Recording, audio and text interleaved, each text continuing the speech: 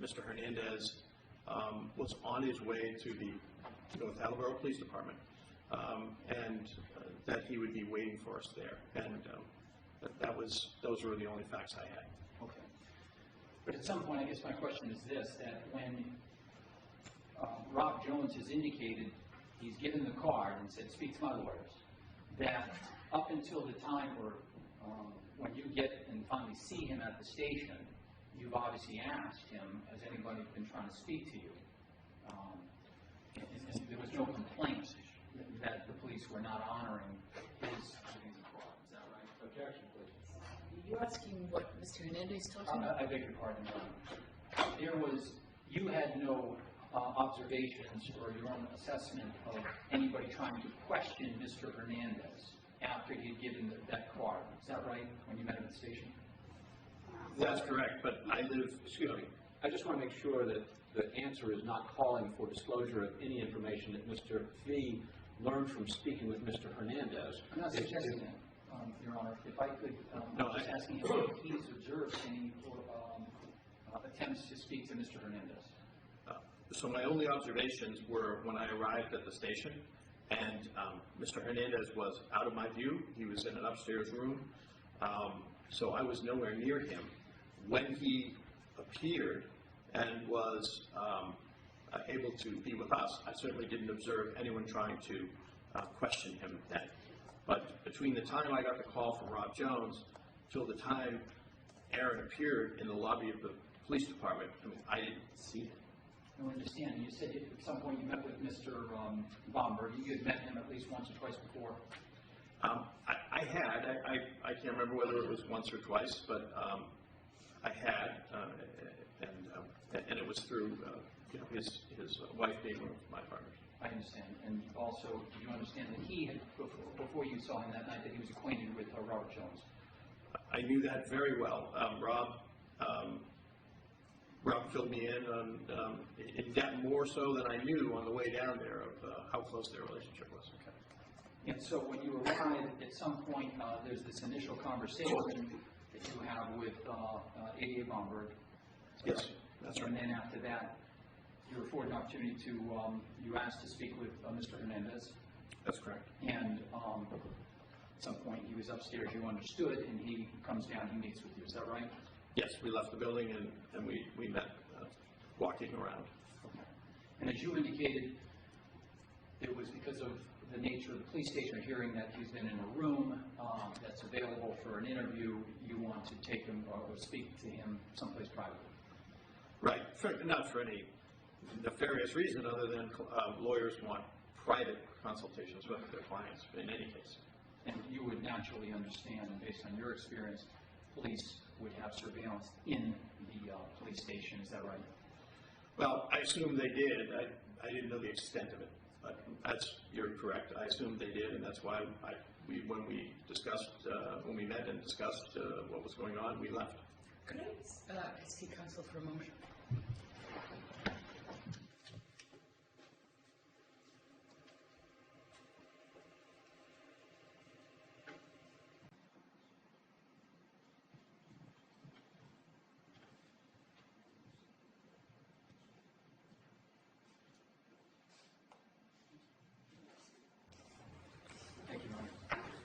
Sir, so you naturally understood that there was surveillance in the police station, is that right?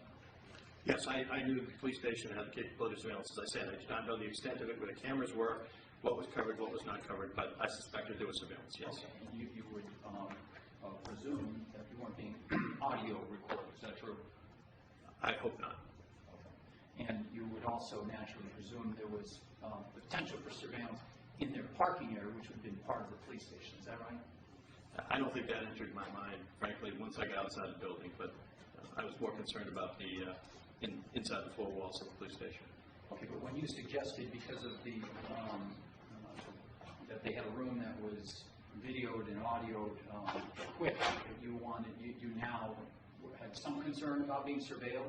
I did. Okay, so surveilled means being watched, is that right? Yeah, being watched in the building. So, for example, if I had been offered a conference room in that building, I would have turned it down. Okay. But then you indicated you went out to the parking lot and you didn't remain there. You went to some further location. Is that true? Well, Aaron Aaron had been in a room, pretty small, that for some time, kind of confined, and I thought it would be good for everybody if we took a stroll and got some air and got our blood pumping and just had a useful conversation in a setting that was not what we had just come from. But again, going to this issue of you, that had been nothing to do with feeling surveilled. Is that a fair statement, yes or no? No. I wanted to leave the station because I did not want to be surveilled. Okay. And sir, as you leave the station, you now come outside. Is that right? Yes. And that's in the parking lot, right? Correct. Just yes or no, did you still have concerns about being surveilled in the parking lot? No. Okay. So, therefore, if you had remained there, it was your choice, and it wasn't because of feeling surveilled, but you chose to go for a walk, get some air, get some exercise. Is that right? That's right. Okay. Now, when you say that Mr. Hernandez had been in this room for some period of time confined, I don't think you mean that actually confined. Is that true? Not confined in a custodial sense, law enforcement sense, but confined in terms of, a small area. Okay. So, but you also understood, did you not, from your conversations, because up to now you hadn't spoken to Mr. Hernandez, is that true? That's true.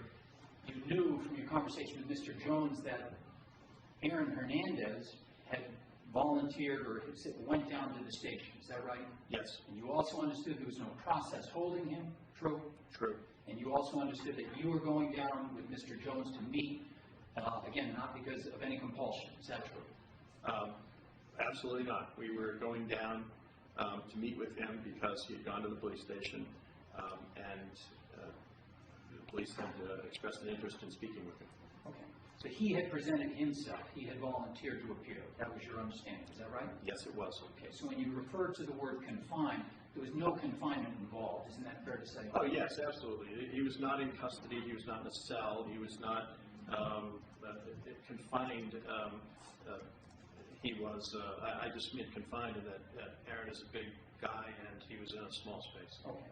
But you understood he was free to leave any time he wanted to if he was uncomfortable, right? Well, frankly, I didn't know that. I mean, I would assume that was the case, but I didn't know that I never saw the room. I never saw the conditions. I didn't see whether there was an armed policeman outside. I didn't see any of that, but my assumption was he was waiting for his lawyers and he was not in custody, as that term is used in our business. And you understood that there was a means of which to contact a phone to be able to contact your client if you wished? Yes. Okay. And did you, just yes or no, did you choose to do that? No. Okay. And I didn't, but someone else did. oh, okay. But to the extent that this confinement or his continued remaining at the police station was, there was no process to hold him, and you understood he could leave at any time, so therefore you inferred he was there because he wanted to be there. Yes. Yes. Okay. So when you talk about the size of the room and how long, that's totally irrelevant, because if he wished to leave, he could have left on his own at any time. I don't know. I don't know. If he had walked out the door before we got there, I don't know. At this point, Mr. McCauley, I didn't know what information the Commonwealth had. I didn't know whether they were poised to arrest him. I parachuted into this thing after midnight, not knowing any of the facts. So, frankly, that's a speculative question. I don't know what would have happened if before we had gotten there, Aaron had said, "I'm going home," and he left. Okay, but without any information, as you just indicated, you're suggesting he's been in this room, he's been confined, or for a long period of time. You don't know that to be true, is that right? Well, I know from Mr. Jones approximately when he arrived at the station. But you don't know where he went, what the size of the room was, how long he was actually in that room, whether he was walking around, do you? I did when I spoke with him. Okay, but I'm not interested in what you spoke to your client about. That's private. You didn't know what the circumstances of whether he was in a lounge chair, if he was up walking around, if he actually had left the building. You don't know that, is that right? I do know he's in the building, sir. of your own personal knowledge? No. I mentioned Mr. Jones was in telephonic contact with Mr. Hernandez, and I believe Mr. Jones had learned he had been placed in a room at the police station and was awaiting our arrival. Okay. Well, earlier you suggested Mr. Baumberg after the initial meeting, and you indicate we're eager, I think was your word, eager to speak to him. You said we had to wait, what I think you suggested by the tenor and tone of your testimony, as well as the words you used, we had to wait 10 minutes for him to come down, what you understood to be upstairs. Is that right? It seemed like that, yes. We had to wait an inordinate amount of time. And you're indicating that there was a phone that Mr. Jones had, and had through the course of this had contact with Mr. Hernandez, so he could easily call him and say, we're downstairs, are you upstairs? We're downstairs, we're here. I suppose so. I don't know what the reception was like there or anything, but... Well, did you try? No. Okay, so who cares what the reception was? Is that... Well, I guess that's right. Okay. We could have tried and not gotten through. But you didn't? Correct. You wish, because this 10 minutes that you're suggesting seemed, in the manner of your testimony, seemed to be unreasonable. You made no effort to do that, did you? To do what? To make a phone call and say, okay, we're here. No. Okay. So when you suggested somehow that seemed to be, you were a little put out by the fact that you had to wait, am I misreading that in your testimony? No, I'm put out. I would say I was surprised. Mr. Baumberg had been very professional, and he knew that our priority was to see and meet with our client. And when that was clear, I just was surprised that he didn't come around the corner. Instead, we had to wait. And by suggesting that you had to wait for this period of time that you thought was unreasonable, now you're suggesting he was acting in a way that was not professional, which was different than what you had seen up to that time. Is that right? I'm not suggesting that at all. Okay. Then make us understand, when you brought that up about waiting for 10 minutes, when you understood he was just around the corner, and you had the means to use a phone with Mr. Jones to make a phone call, so that immediately you could see him, what other conclusion are we to draw from that? I don't know. Other than I was surprised. Maybe there was a skeleton crew. Maybe the word didn't get to the second floor to bring him down. I have no idea. I just thought there was nothing else going on.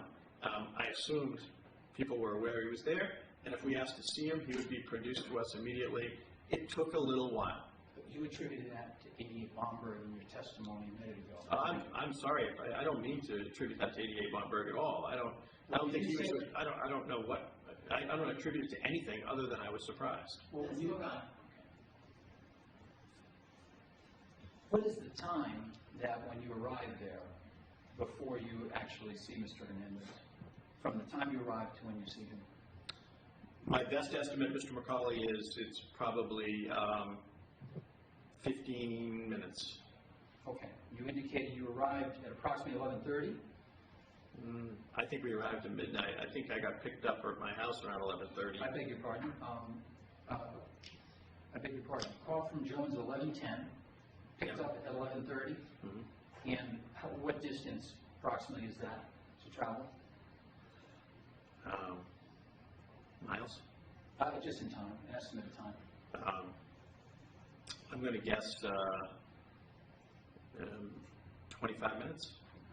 We also weren't really sure where we were going. Okay. Neither of us had been to the North Attleboro, sadly, the North Attleboro Police Department before, so we just didn't know where it was. So we took a few wrong turns. So when you arrived, it's approximately midnight, thereabouts. That's right. And at the time, I think you indicated your first, where you meet with Mr. Baumberg is it in the lobby area? Yes, sir. And fairly quickly, there was the, I presume, pleasantries. Yes. And after that, prior to getting into essentially the crux of why you were there. Well, excuse me, can I just so Sure. people don't get the wrong idea, pleasantries, I mean, there was nothing happy about this. I understand that, Right. and that was probably a poor choice of word of mine. Right, I just want to make sure that there There was was an introduction or a greeting. right, the usual greeting and introduction, and correct. And after that, at some point, I think you indicated Mr. fairly quickly into the conversation. Mr. Bomberg brings up this issue as it would relate to Commonwealth versus Crokin, as you would know it. Is that right? Yeah, I don't recall him citing the case, but I'm familiar. It's the relationship is what he brought. Okay. And he brought that to both your attention. He did. And he wanted to make sure that you, obviously, you understood he had was friendly with Mr. Jones, but he wanted you as well to understand the nature of the relationship and whether that would interfere with your representation. Is that true? That's true. And you, as a result of that, you indicated that that was not going to be an issue. Is that right? I said we would make appropriate disclosure. Okay. But that was done before then further matters were undertaken. Is that true? Well, I'm sorry, could you? I didn't want Mr. Fee to disclose what he and Mr. Hernandez were talking And again, No, I'm sorry. If I could just ask you to repeat that question, Mr. McCall, I just didn't follow it. you represented to him that that was going to be that wasn't going to be an issue.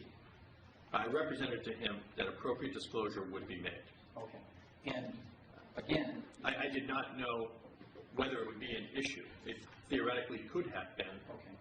but I did not know that at that time. Okay, but sometime thereafter, you didn't report back to him that there was an issue with your continued representation because of the circumstance, either with Mr. Jones and Mr. Bomberg or the wife of Mr. Bomberg. Correct. Okay. And that occurred that night at the police department. Is that true? Yes. And so there were then a further, at some point, then a more formal opportunity to sit down and talk about what was, the extent of why you're there, why police or Mr. Bomberg was interested in speaking to Mr. Hernandez. Is that right? Yes, there was. And part of that was there was some disclosure. Jones, Mr. Hernandez was not present. No. And Mr. Bomberg and a police officer were two. Two, definitely. Okay. And you have in terms of your understanding of who they were, did you understand one to be from North Alabama, one to be from the state police? That was my understanding. Okay. And just, and later on when there was other conversations that might have been with one or two or neither, is that right? Meaning there was some back and forth between conversation with Mr. Bomberg, break, you'd have your opportunity to speak and then come back and then... Yeah, I don't think I ever spoke to Mr. Bomberg after our initial meeting, or I don't think I ever spoke to Mr. Bomberg when he was by himself. I think he always had Sergeant Ciccio with him at least. But yes, I mean, I can't remember if all three were present in subsequent discussions. And just describe describe Sergeant Ciccio if you could. Just in terms of his appearance, can you distinguish who was who between any of the officers you met that night? Yes, he didn't have a crew cut. He has kind of dark hair, and not particularly large man. I mean, average build. Okay. And now, after in the subject matter of the first conversation was what? Are you talking about the first conversation when we arrived? I'm sorry, when you went in the conference room. When we went in the conference room, ADA Bomberg took the initiative, obviously, and it was kind of his meeting. He started out by providing us more facts along the lines of what you just described. So that's how I recall that session beginning. And at some point, he then asked you about a particular subject matter. Is that right? Pardon me, sir? Did he ask you about a particular subject matter? Well, I remember three subject matters distinctly coming up. One is the vehicle, one was the phone, and one was the interview. And the interview, obviously after indicating that there had been a homicide and there was some connection, you understood there was some connection in terms of girlfriends being sisters. Gordon Lloyd had a girlfriend who was sisters with Aaron's. Is that right? I think I knew that by then, yes. Okay. And that keys, I think you mentioned, there were some keys found in the victim's pocket. Yes. Okay, and that was a vehicle connected to Mr. Hernandez. Correct. So, as a result of that, and there was probably some additional information furnished to you, Probably, but not a whole lot more, but I think that probably covers the bulk of it, Mr. McCall. and the indication was we'd like to speak to them, and you said at that time, or words to the effect that, as you described, it wasn't a good time, it was late. Is that right? Absolutely. Okay. Approximately what time was it? It was well after midnight at that point. I would say, giving effect to the time that we were away from the station, it was probably, I'm estimating, after 1 o'clock in the morning. Okay. And that he wasn't dressed for such an occasion? Well, I gave a lot of reasons why, and I think I recounted those. Number one, I didn't have a full understanding of what was going on. Number two, I don't know if they're in this order, but I said he was not dressed for the occasion. Number three, it's late, he's tired, not particularly good time to do an interview. But you also indicated in your testimony that you had described that you wish to be cooperative, is that right? Yes. And your client wished to become cooperative. Yes, that's a fairly standard starting point for me. Okay. Does that mean that's what you say, or is that what you actually meant? Both. Okay. So you might have said something to ADA Bomberg that actually wasn't necessarily accurate with regards to the level of your cooperation for the purpose of conducting the interview. Well, I don't agree with that at all. I mean, I said we want to cooperate, and before we left the police station, we executed a consent for the search of a vehicle and a homicide investigation, and I would call that cooperation. And in fact, as relates to the phone, I think you indicated I'd never agree to have the phone without an opportunity first myself to look at it. That's right. But apparently that doesn't appear to the vehicle. Is that true?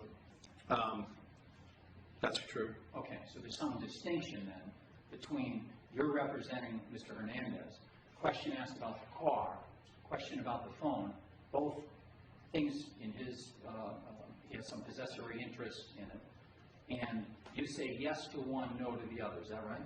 Most definitely. Okay. So to the extent that you signed the consent to the phone, to the car, that wasn't an issue for you without seeing it. Is that right? Based upon the information I had assembled at that time, that wasn't an issue for me. The other issue, of course, was the car was not in my client's possession. It was in the possession of law enforcement. The phone was in my possession, so I could access the phone. I couldn't think of a way that I could access the car at that point in time. Okay, well, at some point you'd indicated the phone, they wanted to, that you would agree to produce the phone if they got a search warrant. Is that right? Mr. Bomberg said, we can get a warrant for that phone, and I'm well aware of that. If he has probable cause to satisfy a neutral and detached magistrate, that a warrant should issue. And I said, if you get a warrant for the phone, we'll honor a warrant for the phone. And you also understood they could do the same thing with the vehicle. Is that right? I did. But they didn't have to because you agreed to the consent. That's right. Okay. So and at that time when you said it was in the possession of the police, you didn't know that to be true. Is that right? Well, I assumed it was true. Okay. So you made a decision based on an assumption. Is that right? At 1 o'clock in the morning, I did. Okay. And essentially that was waiving any right to assert or to put the government to the burden of getting a search warrant for the vehicle. Is that right? That is correct. Okay. But you did that anyways, true? In an attempt to be cooperative. Okay. In an attempt to be cooperative, you did the same thing with the phone, didn't you? How so? How so? You agreed that you would produce the phone if there was a search warrant. Is that right? Well, Is that just yes or no, sir? Did you agree to that? Yes, I did. Okay. And then you get a phone call by Mr. Bomberg, right? Right. And he says to you, consistent with what I just asked you, you have a search warrant. He did. Okay. And you said, okay, can you send it to me? Not to me. Or can you send it to my partner, right? And just so we understand, Ropes and Gray has how many people working for it? Globally? Let's start with globally. 1,100 lawyers. Okay, 1,100 lawyers. And those lawyers, when you need help to do something, you have essentially many hundreds of lawyers that you can call. Is that true? Theoretically. Theoretically. And in fact, some of them practice in criminal law. Is that right? Yes. And so now you get this call, you're in your car. Is that your testimony? Well, that's what it's more than my testimony. I was in my car. Okay. And I'm not suggesting you weren't, but that's what you had indicated. Is that right? Yes, sir. And you were going to a birthday party. My daughter's birthday party. So you get this phone call, and we now have a search warrant. Is that right? Mr. Baumberg, we have a search warrant for the phone. Okay. You understood then, and as a result of hearing that information, you told him, okay, can you send it, I'm not at the office, can you send it to Rob Jones? Is that right? I did indeed. And in fact, you made an arrangement that Rob Jones would be able to receive that. Is that true? Correct. I called Mr. Jones and alerted him to the fact that a warrant would be coming his way from Mr. Baumberg. Okay. And you also alerted him to the fact that, well, you remember, Rob, we agreed if they get a search warrant, we've got to turn the phone over. Is that right? No, I did not do that. Okay. Well, sorry, I would never say that. Okay. Well, there was now a search warrant. Is that right? There was a search warrant, and an assistant district attorney, whom I had been told by my partner was an honorable, respectable, trustworthy person, told me he had a warrant for the phone, and I believed him. Okay. And I told my partner that I had received this call from the person that he knew much better than I, and that warrant was going to be sent to him by ADA Baumberg. And he didn't have to just rely on, I have a search warrant. He actually did send the warrant, didn't he? Yes, he did. Okay, and you confirmed that, didn't you, sir? I didn't confirm it. You didn't then talk to Jones and say, did you get the search warrant? I did not. Okay, so you've now made the agreement, if you get a search warrant, we will produce the phone. Is that right? Well, in agreeing... Is that just yes or no, sir? Well, it can't be yes or no. I mean, in agreeing to produce pursuant to a search warrant, that's like saying if blue lights flash behind my car, I agree to pull over. There was no specific. If you got a search warrant for Aaron's shaving kit, I wouldn't produce the phone. Okay. Did you check that, or did you have him or any of the other 1,100 lawyers that work for Ropes and Gray check that? I had Mr. Jones receive the warrant. Okay. And the warrant, as you understood, was for the phone, right? That's what ADA Baumberg told me. Okay. And you had 1,100 lawyers, is that right? Well, probably not at 7:15 at night. I don't know how many were available. How many were available to you? I have no idea. Mr. Jones was available to me. Who else? Who does criminal practice or that would be available to assist you? I don't know who would have been available at that night. No one else was working on the case with me at that time from Ropes and Gray. In your testimony that you would then never just turn something over without physically inspecting it yourself, isn't that what you said? I did say that. Okay, so now you have a search warrant.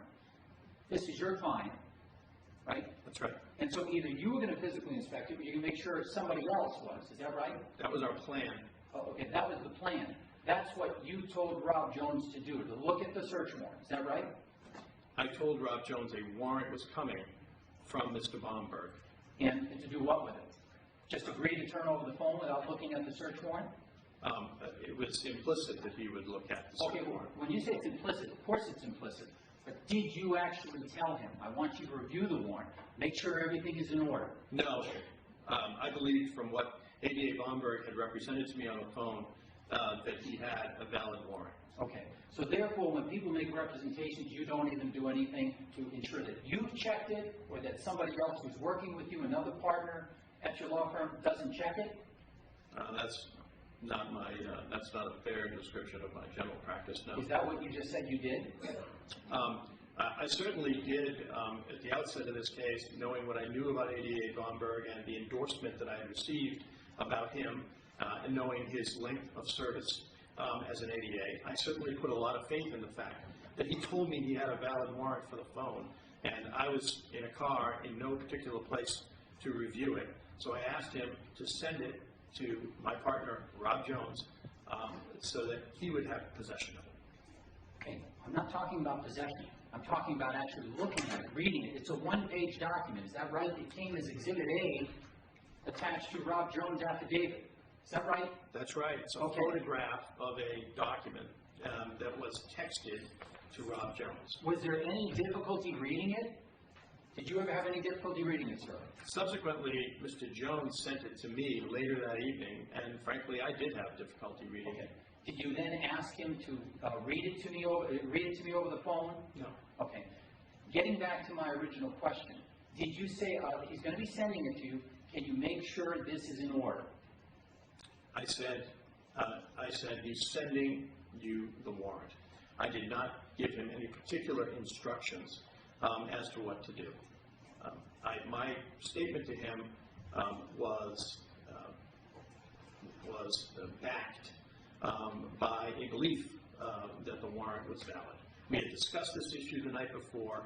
I was dealing with an ADA that, as I said, I had no reason to doubt his accuracy or his integrity, and I assumed that the warrant was valid based on his representation to me, that he had a warrant for the phone. And you deal with other lawyers, I'm sure, that you admire and respect. But you read the documents they give you, is that right? I do, yes. Okay. So this happened to be the one time that you, and then you didn't even ask your partner to make sure you actually read the document, is that right? Well, as a matter of sort of physical presence, I couldn't do that, seeing as how I was driving and this was happening so fast. So I relied on my partner to do that, yes. Do you consider yourself a competent criminal lawyer?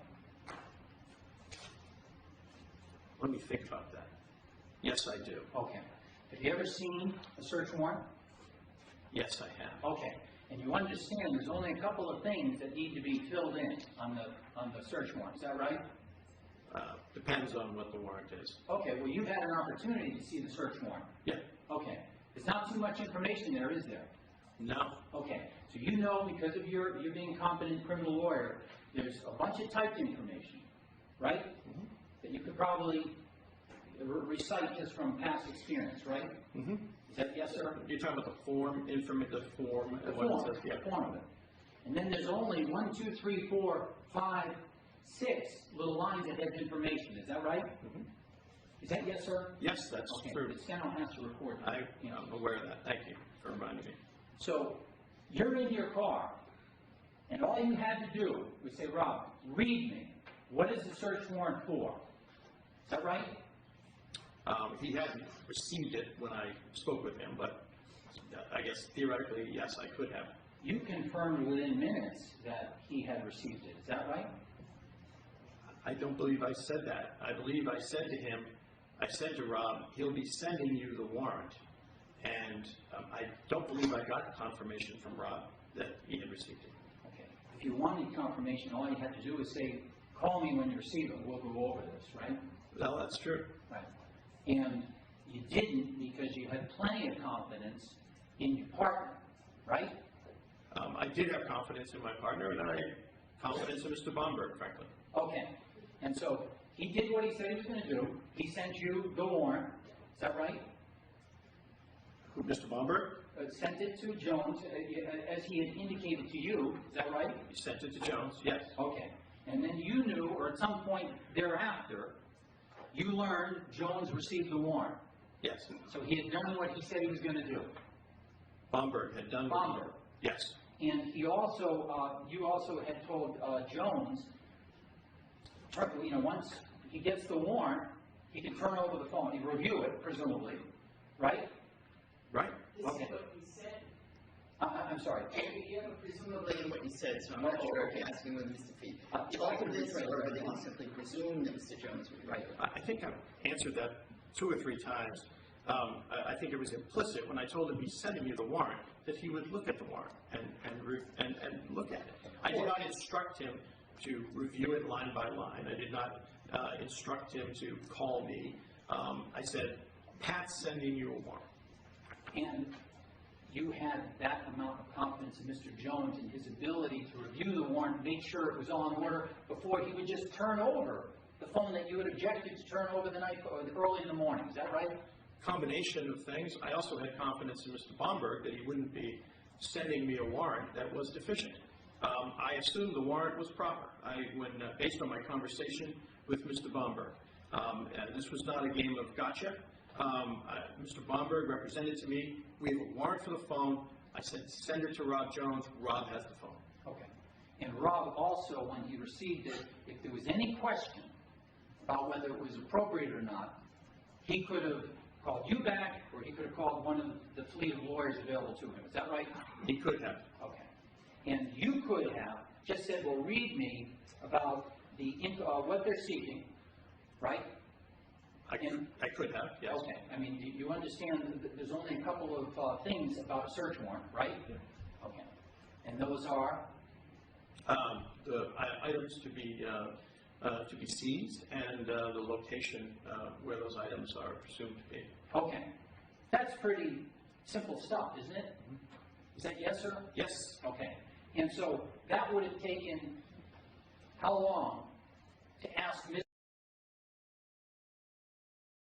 Mr. Bomberg, while you're on the phone, what's the warrant for, Pat? Okay, I understand it's for the phone. Can you read it to me, right?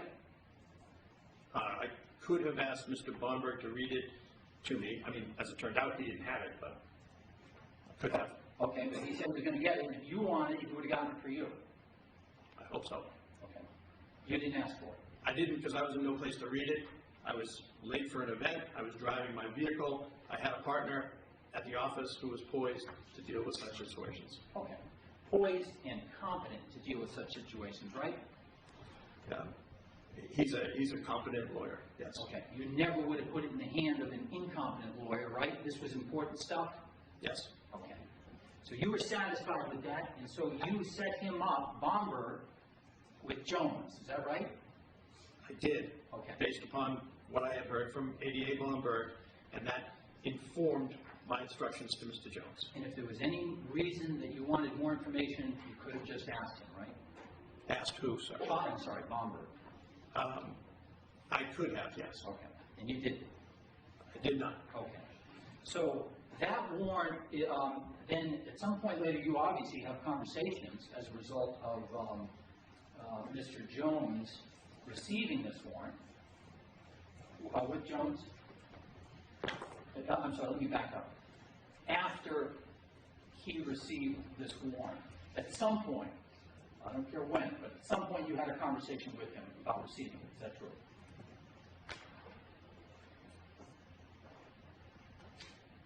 I don't know if I had a conversation with him or it was an email. Okay, but some contact, some communication where you understood, I did get the search, I did get the search warrant, and I did turn over the phone. Yes, yes. He emailed me that night and told me that a trooper had come and he had turned over the phone. Okay. And that first, you're uncertain whether it was a personal contact or a electronic communication. Is that right?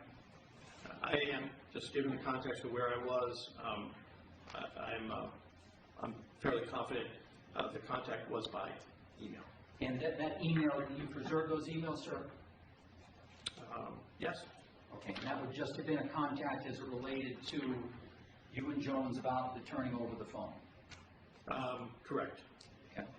And with regard to after that, do you remember the next time that you had an occasion to speak to Mr. Jones about this issue, about the turning over the phone? It would not have been until the next day. Okay. So when you see him the next day, tell us about that conversation. I object to that, Your Honor. I'm sorry, just between yourself and Attorney Jones about what you had just discussed the night before. Once the phone is turned over, I'm going to object. Objection sustained. You indicated that at some point Mr. Jones sent you, forwarded to you, the copy of the warrant that he had received from Mr. Bomberg. What time was that?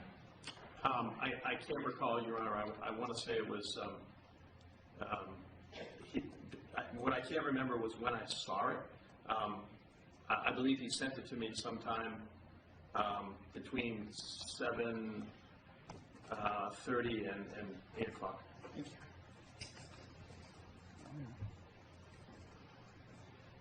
What did you understand that warrant was for? The warrant I had discussed with Mr. Bomberg Yes, sir.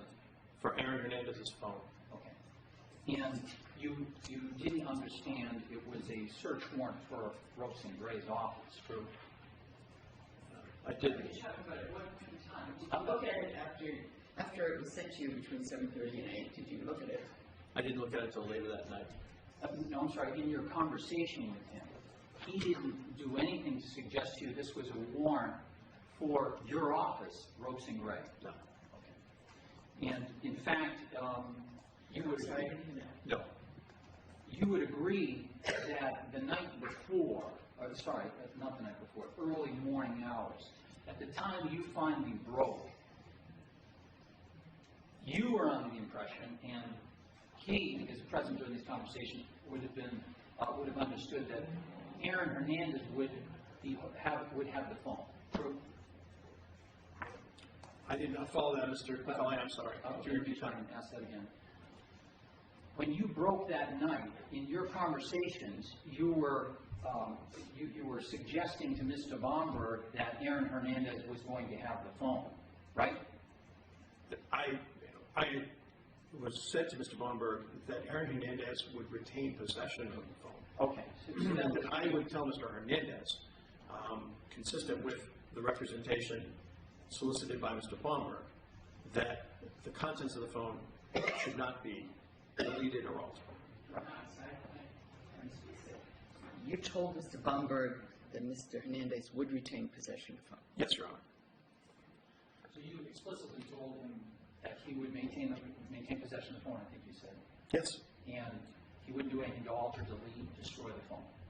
I would instruct him in that regard. Yes. Right. And again, I think you indicated making a representation as, one attorney to another. Is that right? Yes, sir. Okay. So you've indicated that when the phone call was made, that he said to you something about knowing the phone was in the hands of Ropes and Gray. Is that right? That's my memory of the call, yes. That's your memory of the call? That's right. Okay. And again, it's not a perfect memory. There's some question whether that is how you learned about that. Is that a fair statement? Could you repeat that again? Sure. Is there some question about the certainty of your memory of that conversation? I don't have a memorandum of the conversation. My recollection is that Mr. Bomberg told me, we are executing a warrant right now at Aaron's house. And I understand the phone isn't there, it's with you guys. Okay. And again, as to your memory, you're not certain that that's actually something that he had said. Is that fair? I don't know what certain means. It's my recollection of the conversation. Okay. Well, you said that, I think when I first asked you, you said that's how I remember it, or that's my memory. If that's different than that's my recollection, I'll stick with that's my recollection. I've asked you many other questions and you haven't put that qualifier on it. Is that a fair statement? I think you could put it on everything when you're talking about matters that occurred over a year ago. You could, but you didn't. Is that right? I don't remember what I said. Throughout the course of your testimony here today, that's the first time you said that. Do you have a different memory? I do. I mean, a different memory of that conversation. No, of what's happened here today. You added that qualifier to that one particular answer. You haven't done that with regards to your other answers. Do you agree with that?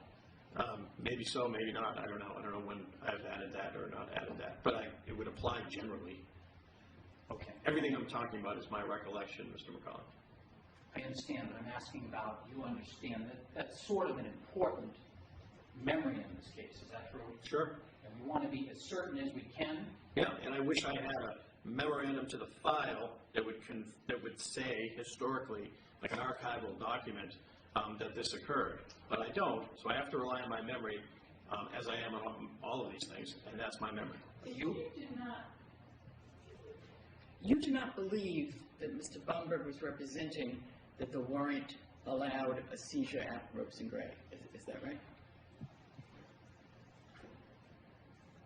I understood Mr. Bomberg to say that he had a valid warrant for the seizure of the phone. Right, but I thought a moment ago you said you did not understand Mr. Bomberg to be saying he had a warrant that allowed a trooper to seize the phone on the premises of Ropes and Gray? I thought that was in the context of when you asked me about Mr. Jones, and what Mr. Jones had described in terms of the warrant. I guess it's then, did you understand Mr. Bomberg to be saying he had a warrant that would allow them to come to the premises of Ropes and Gray to seize that phone? I guess I would say no. I believe. And if he didn't have a warrant, and the phone was on Ropes and Gray's physical premises, then why would you anticipate the phone would be turned over if you were only going to be turning over a phone pursuant to a valid warrant? Well, I didn't know when Mr. Bomberg told me he had a valid warrant, I did not know at that time what the content of the warrant was. Did you understand, or was it your assumption that it was a warrant that allowed the police to come to Ropes and Gray, to the premises of Ropes and Gray, onto the premises of Ropes and Gray to seize that phone? I think I did. Yes. I mean, I did not think that it was an invalid warrant. I did not think that it was a defective warrant. I thought it was a valid warrant. It was a warrant that allowed a state trooper to come onto the premises to seize, to search at Ropes and Gray to seize, to locate that phone and seize that phone on Ropes and Gray. I don't know if I thought it through all to that level, quite frankly. I think I knew that it was a warrant that was being represented that would allow the seizure of the phone. I did not think of Chapter 276 or Section 1 or any of those restrictions.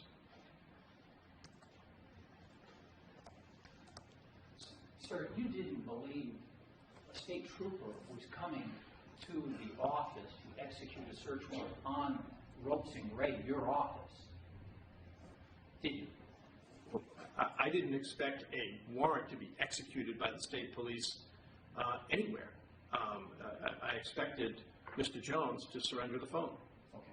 But in terms of your understanding, this wasn't a search warrant for the law firm or for any lawyer to recover a particular item of the phone in their possession. I didn't know what it was. I knew he had a warrant, and that warrant allowed the seizure of the phone, and we made arrangements to facilitate the seizure of the phone. Okay. And you would agree with me, sir, that if you understood for 1 millisecond that the state police were coming to the law firm of Ropes and Gray to collect or to seize an item that was in the possession of a lawyer or the firm itself, that would have set off alarms in your mind. True? If the state police were going to do a search and seizure of my law firm, yes, that would set off all sorts of alarms. And you would have done something different than probably continuing on your way going to the birthday party. Probably so. Okay. You didn't do that. No. Because you knew they weren't going to execute it on the firm or on a lawyer to recover an item. True? I knew they had a warrant for the phone, and I knew that where the phone was located, they knew where the phone was located, and Mr. Jones would receive the warrant and produce the phone. It didn't set off the alarms because you had already agreed if you get a warrant, we'll produce the phone, right? Or he'll produce the phone. I think lawyers say all the time, if you get a warrant, we'll produce. Okay, and that's what they refer to as an agreement, right? There was no agreement. It was a statement of law. Okay, so it's a statement of law. I mean, you don't even have the choice. If the warrant came, we have to give up the phone. I regard a warrant as compulsory, and yes, that's what I was referring to. Okay. Was it your understanding that once the phone was in your physical possession of a partner at Ropes and Gray, that could not be obtained without a warrant that specifically authorized a search at Ropes and Gray? No. So you didn't intend to say those things to Mr. Bomberg about if you get a warrant, we'll produce the phone, he's going to maintain it, maintain possession, keep it in good order, not destroy and delete, with the idea that, hey, once we get out of here, I'll take possession and I'll go hide and put it in a law firm where they need to get a different warrant, right? Absolutely not. Okay. That wouldn't be fair play, would it? Correct. That wouldn't be acting honorably or abiding by the terms of the agreement that you had with the terms of the statement you had already made to Mr. Baumberg, right? To secrete a phone in order to deflect law enforcement? No, and that's not what any lawyer that I would ever associate with would do. Okay. We took the phone, as I testified, so that it could be forensically extracted and examined, and we could understand the contents of the phone. That was the plan. That plan was interrupted. Right, and I'm not contesting that determination or that approach, just saying, but you understood when you heard there was a warrant, it was a simple, if they have a warrant, we've got to turn over the phone. Correct. That was a simple statement that night. Okay. And that's actually what happened. Yes. And you then had follow-up discussions about understanding that's exactly what happened. There was no hostility. There was no force put on anybody or shakedown to recover this. This was just, you've got the warrant, it's been produced, we have to turn it over. Correct. And it was nowhere near the law firm. It was out, away from the floors of the law firm. Is that right? In terms of the actual production. My understanding was that Mr. Jones volunteered to meet the trooper in the lobby of the office building as a matter of convenience. Okay. And he volunteered, it was his choice to do that, right? I believe that's what was the case, yes, that Mr. Jones offered to meet the trooper in the lobby. I think that's right. Right. And he's never indicated to him, though they were threatening they were going to come up here and execute it on the firm if I didn't. Okay. And he never said Mr. Baumberg had any communication with him where he tricked him about the search. Is that right? Nope. And obviously, there's been a significant amount of time that's passed between that night when you had the phone call with him and the search warrant was issued till when this issue was first presented mid-September. Is that right? That's correct. And you've not said that you've had conversations with Mr. Baumberg since that time? Not many. Okay, and you've had some conversations with me, haven't you? A few. And you've never said, hey, you guys tricked us into, giving up that phone or feeling like it had not been fair play. Is that right? Well, how many warrants have been issued in this case, Mr. McCauley? 50, 60? I'm asking you about this one, sir. Do you Yeah. remember it? We're reviewing them all, and in accordance with the court's schedule, assessing their validity and filing motions to suppress as necessary. And so it was 15 months later that it suddenly dawned on you, wait a second, there was something afoot here? We reviewed all the warrants and many motions that emanate from the Not defense interested in the side. other ones. This one. This is a motion. Right, let's talk about this one. Yeah. Okay, so 15 months later is when you finally review this one and then file this motion for Okay. testing. The appropriate vehicle is a motion to suppress, and that's what we filed. Okay. You reviewed Robert Jones's affidavit, is that right? I did. And he wasn't the only one who was partaking in the review of this search warrant that night, was he? As far as I know, he was the person to whom it was sent by ADA Baumberg, and he was the person holding the phone. Okay, but my question was, he wasn't the only one that you know about who was in the loop on this issue that night, is that right? Oh, there were other members of the defense team, that's correct. Okay, other members of the defense team, so not just Mr. Jones, who you suggested maybe doesn't have that much criminal experience?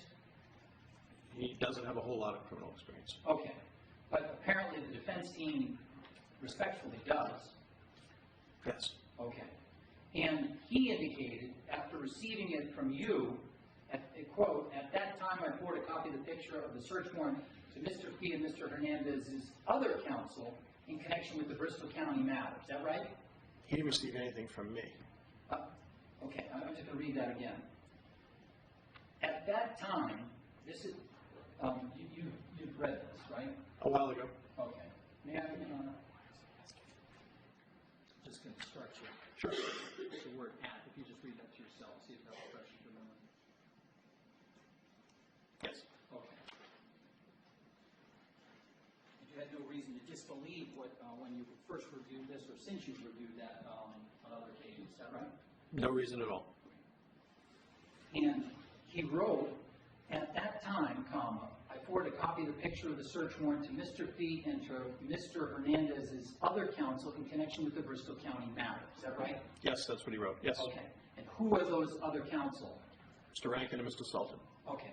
So they were forwarded the same thing that we've been talking about for the last hour or so, this search warrant, is that right?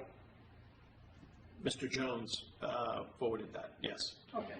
And so they had the same opportunity to review it, is that right? They did. I didn't know he was going to do that, but he did do that, yes. Okay. Because if there was any question about it, he wanted to make sure that this was signed off on, is that right? I think that's speculation. I can't answer what was in Mr. Jones's Okay, head. well, let's not speculate. Did you talk to him about that? No. Okay, so you've reviewed this and read that, and you're saying, I didn't know he did that.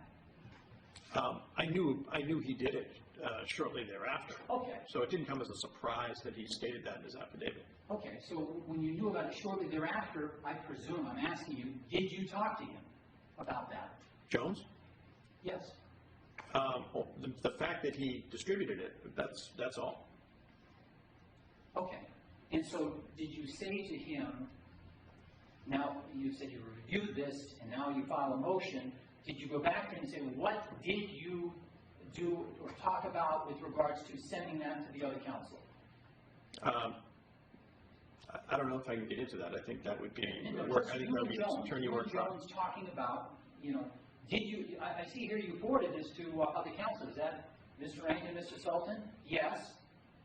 When did you do that? Did you talk to them that night about it? Did they, you know, what did they say about the warrant? Did they have any issues with it? Right? Yeah. Did you talk to Mr. Sultan and Mr. Rankin about the search warrant? I don't recall speaking to Mr. Rankin and Mr. Sultan about the search warrant. Okay, so within a short period of time, I think you said when you learned he had sent it to them, you've never talked to them about the search warrant and what happened that night and how it was sent and approved or agreed to be provided? I think, I believe Mr. Jones did that. I did not. I was not present for any of that. I'm not a first-hand source of knowledge for those things. You're the person who worked with Mr. Jones at Ropes and Gray, is that right? Yes. You're the person who's working, you're the criminal person on behalf of Ropes and Gray, who then now with a different firm working with these two. Yes, Is that right? that's right. And you're presuming he's talked to them instead of you talking to them? I didn't talk to them about this warrant that night. I'm not talking about that night. And I I'm didn't- talking about since that I time. have no recollection. I have It's the same. no recollection.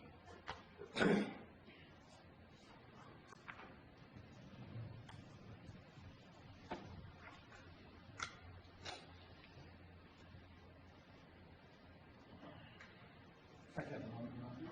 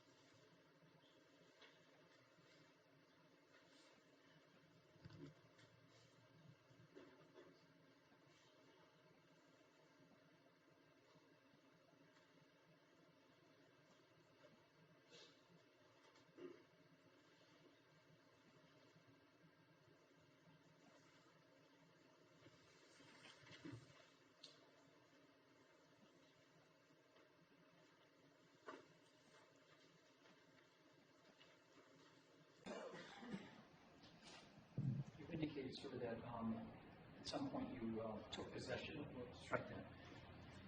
Did you understand that the phone was recovered from Mr. Hernandez between 2 and 3 in the afternoon?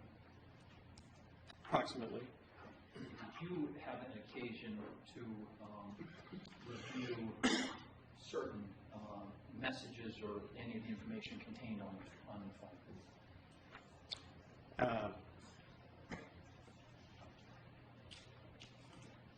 I'm going to just be mindful of attorney-client privilege and attorney work product.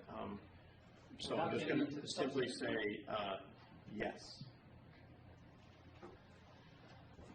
And that review convinced me that all the more that we needed a professional full download of the contents of the phone.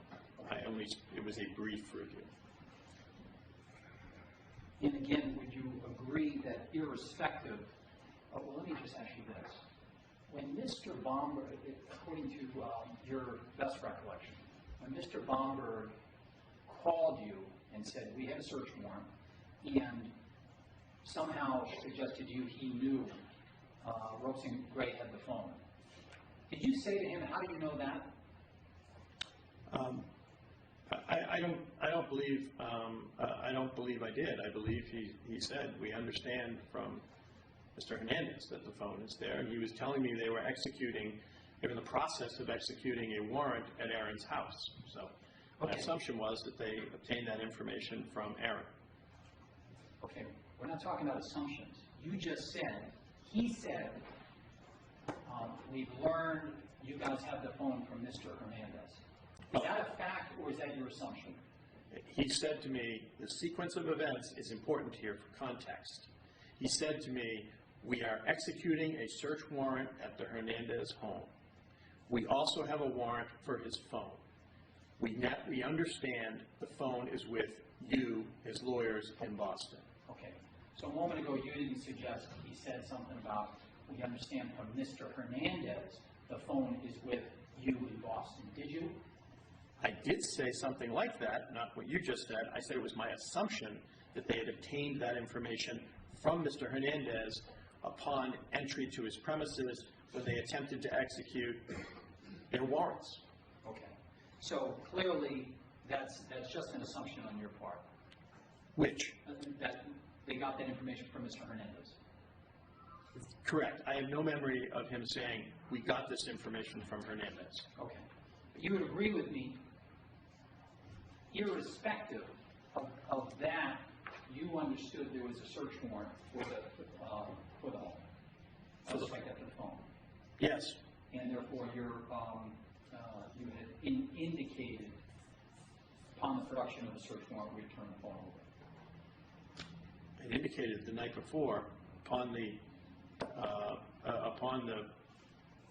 if you get a search warrant, we'll turn the phone over. When the calendar turns April 15th, I'll pay my taxes. I mean, it's an obligation. Okay. And in fact, there was no then dispute about when the, well, let me ask you this. You said, because of the representations by Mr. Jones about Mr. Bomberg, that you didn't need to review this search warrant. Is that right? Well, I'll tell you what Mr. Bomberg never told me was that the phone. Okay. I'm sorry. Could you repeat it? You said because of representations that Mr. Jones made about Mr. Bomberg, you didn't need to look at the warrant. Is that right? In part, my reaction to Mr. Bomberg's statement to me was colored by the high regard in which I held him, based upon an endorsement from one of my partners. Okay. But it wasn't colored, as you would say, so much so that you didn't say, show me the beef, send me the warrant, right? You didn't just say, oh, okay, fine, have someone come on over, we'll send it right now. You wanted to see proof, right? I wanted to make sure there was a warrant. Right. So therefore, this idea that you just accepted representations by Mr. Jones about Mr. Bomberg carried the day for you. That's not true, right? I didn't say it carried the day. It colored my view of the exchange. Okay, but you still insisted on wanting to see the warrant, or getting the warrant, right? I think that's prudent. I Okay. said, send the warrant to Rob Jones. The warrant you were looking for was not a warrant that allowed a seizure at Ropes and Gray. I didn't know what the warrant said Well- that he had, Your Honor. And so when, as much as you understood him to be an honorable guy, a good guy, whatever, you asked for the warrant, you got the warrant, and you chose not to look at it, but you had Mr. Jones implicit, I think you said, that he would review it and then handle it from there. Is that right? That's right. And Mr. Bomberg never said to me, hey, by the way, this... There's no question. That's all I have. We're going to recess now till 2 o'clock. Please meet at 2 o'clock. All right.